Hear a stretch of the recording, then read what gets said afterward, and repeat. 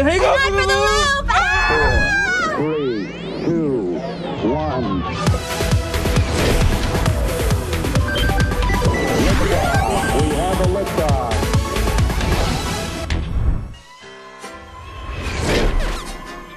I'm Jamie. And I'm Ricky. Join us, won't you? Welcome to Blanket Fort Knox. We have every amenity you could possibly need, except for a bathroom. That guy's coming next Tuesday. We can hold it till then. But we have 2 screens to watch 2 different things at the same time and listen to the radio. It's confusing as it is entertaining. All right, over here we have our sports arena. We're training for the Aqua Olympics, and so, you know, we have to get all of our scuba gear together along with all of our sports equipment. And then we've got a little band studio. We're gonna start a band. We first need to learn how to play these instruments, but there's not a guitar trumpet band out there, and we're going to corner the market. Last but certainly not least, the Loop Lounge.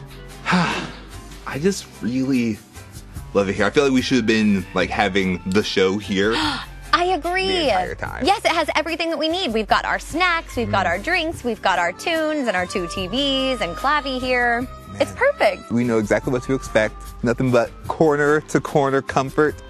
Yes. Nobody can bother us. We set our own limits. Yeah. It's pretty awesome. It is. I think I'm gonna take a nap. Life skills with Chaz. That's a good idea. Part of growing up requires learning how to maturely and confidently communicate with people. It's easy to read, write, and respond to a text. It might take some thought, but you can have as much time to think as you want. Making a phone call, though, that might take a little bit more courage, especially if you're not used to it or if the person you're talking to isn't a close friend or family member. So, here are a few tips that'll help you out with making a phone call. 1. Ask if or when they're available. Most people have cell phones, so if you have their number already, just text them to find out when they can talk. Hello, I would like to speak to you on a phone call this evening. Please reply so that we may coordinate a proper time in our respective schedules. You don't need to be all formal about it, but you never know when people might be busy, so it doesn't hurt to ask. Hey, can you talk on the phone tonight? 2. Find a quiet place. It's pretty annoying to try to have a conversation with a noisy background, so it's a good idea to try to find a quiet spot where you can talk. Hold on 1 second, please. Hey, I'm about to hop on the phone. Can you please be quiet for a minute? 3, say hi and bye. When you get on and get off the phone, it's always a good idea to greet the person with, "Hello. Hey, yo, what's poppin'?" Not like that. Not unless you know the person really well. But you can never go wrong with asking them how they're doing when you get on the phone, or saying have a good day or have a good night when you get off. 4, sometimes conversations are uncomfortable. You might feel nervous, say something weird, have an awkward pause. And that's okay. It happens to everybody. It happens to me, and it's nothing to be worried about or feel ashamed of. 5, if they don't pick up, you can send them a text or, "Please leave a message after the tone."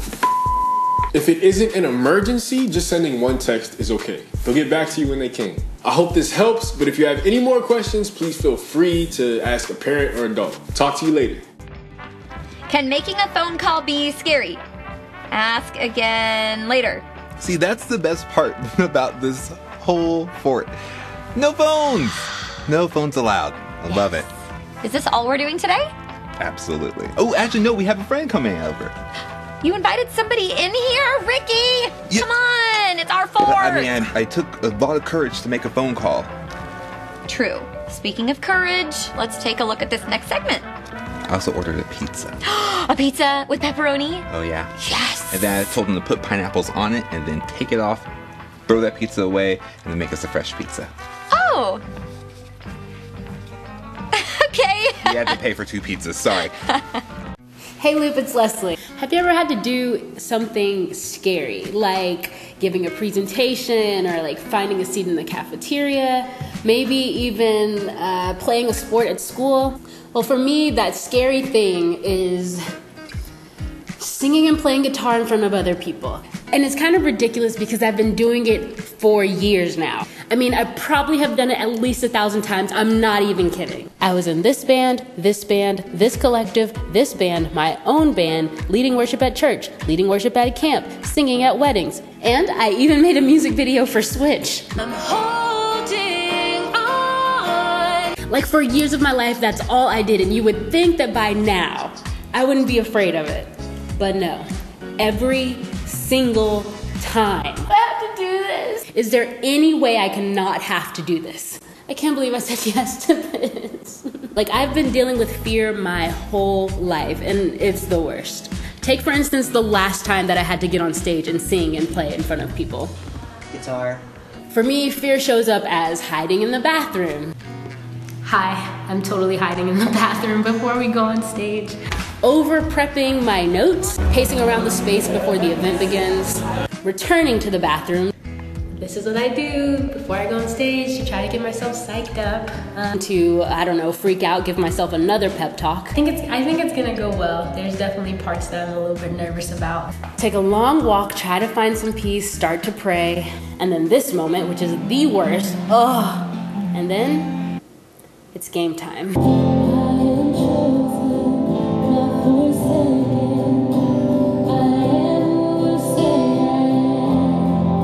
And you just do it.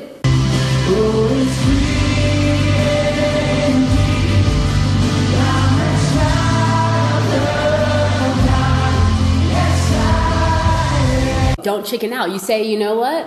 Here we are, and I'm doing this. And yes, my hands are shaking and my heart is racing and I am terrified, but I'm gonna do this. And listen, Loop, that is courage. It's not about not being scared. It's about doing it even though you're scared. So yeah, I've been dealing with fear my whole life, but that also means that I've been dealing with courage my whole life too. To my scared friends, listen, it's us, the scared ones, that have the most opportunity to work out our courage. Have a good week.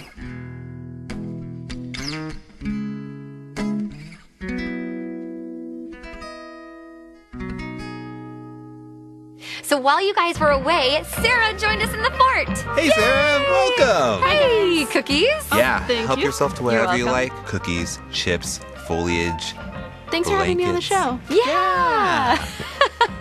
We've been talking about courage. And so do you guys think that it's time that we go outside of the fort and do something courageous or you know, just be comfortable forever until the end of time. Just nestled in comfort. Well, I have a way for us to be courageous and stay in the fort. Oh. I hear you guys like challenges. Yes. So I brought some popcorn for us to try. Ooh. Okay, so the challenge is probably who can eat the most popcorn. Okay, I'm going to win this one. All right, let's do it. Actually, no, there's a twist to this one. Of course, this is the Loop Show. There's always a twist. All right, we have to eat the most popcorn blindfolded. No, I actually brought 3 different flavored popcorns for you guys to try. They're interesting flavors. Well, while we go pop some popcorn, why don't you guys check out Sarah's YouTube channel, Sarah Explains It All. Hey guys, welcome to Sarah Explains It All. I'm going to be sharing with you some survival tips. If you've seen my other videos, you're aware of the fact that I only have one hand. I am missing my right hand and forearm. You all know how I feel about the word disability. I don't have a disability, I'm not handicapped. It's literally just a part of me, or not a part of me. Good one, Sarah. What this is going to teach you is how to survive one-handed in a two-handed world. I think this really applies to anybody who has any kind of insecurity at all, anybody who ever has felt abnormal. Tip number 1, okay, are you listening? You are weird. Accept it. There is nothing you can do about it. You're a big weirdo. I bet you wear socks to bed, or I bet you brush your teeth 4 times a day. Who has time for that? I mean, really, are you a monster? I mean, I think about being in Target, because I'm in Target most days. I cannot tell you how many times parents have, their kid has pointed at me and pointed at my arm, and the parent has been so mortified and they pull their kid away, they rush him away as fast as they can. That makes me feel worse. Why not just let him ask me? If you haven't been around somebody with some kind of a difference, then how would you know that it's okay to just ask them? If someone only has one hand, they know that they only have one hand. So it is okay for you to say, hey, you have one hand. Explain to my kid why. If you were supposed to have 2 hands, you would have 2 hands. If you were supposed to be tall, you would be tall. If you were supposed to have hair, you would have hair. But you weren't, and that's just how you were made. We're all just so concerned with what we are not instead of what we are. And we just waste so much of our lives worrying about it rather than be upset about it or spend any more time worrying about it and wanting to be different. Embrace it, because it's not going to change no matter what you do. Everybody has to change and everybody needs to work on themselves, and I just don't think that you can do any of that until you have that foundation of self-acceptance. I was made the way that I was, and I was made that way on purpose, and I believe that you were made that way too. So accept it! So that's it. Those are my survival tips on how to survive one-handed in a two-handed world. If you're a weirdo, comment. Okay, thanks. Love you guys. Bye. Well, the 3 flavors that we're going to try today are ketchup, French toast, and pickle. Okay, the ketchup grosses me out. French toast, okay, and pickle, I don't mind. Ricky, do you mind? You don't like I think we all know. How did I say this kindly? Pickles are awful. They are of the devil. I don't feel like you should generalize pickles that they're all the devil. I'm sure that there are some nice pickles. Let's give it a go. Let's okay, try so small bowl first. Ketchup? Yeah, let's... All right. Yeah, this is the one that I'm grossed out by, for sure. All right. Here we go. Here we go. Well, Ugh, that's weird. it's very weird. I kind of like it. You do, really? Oh my gosh. It does taste like ketchup. That doesn't taste natural, but, No. but I still like it. French toast. French toast. Now this I am excited about trying because I love French toast. Now that's good. That's really good. That is good. I like it. Yeah. That's the end of the challenge, guys. Thanks, Sarah, for being here. Nice And, try, Ricky. I'm very sorry. I actually really like pickles. Oh. Oh. I expected it to be saltier. It's more of just that pickle flavor. I am uncomfortable. I'm so sorry. Not in our fort. You failed me for it. Oh. Why did you let this popcorn in there? Maybe this will get the taste out of your mouth. There's actually a bonus round. Bonus! Got one more to try. Is it extra pickle? It's shrimp. No. Are you serious? It's not pickle. I'll take it. It has quite the haunting aroma. Haunting I smell aroma. that is shrimp. Goodness. Yep. Ready? Yeah. Let's go. I'm still tasting pickle. I'm going to need some more. That is gross. That's not bad. The shrimp? Well, I'm glad that you tried the pickle-flavored popcorn, even though it wasn't your favorite. Thank you. It takes courage to do that. It takes courage to try new things.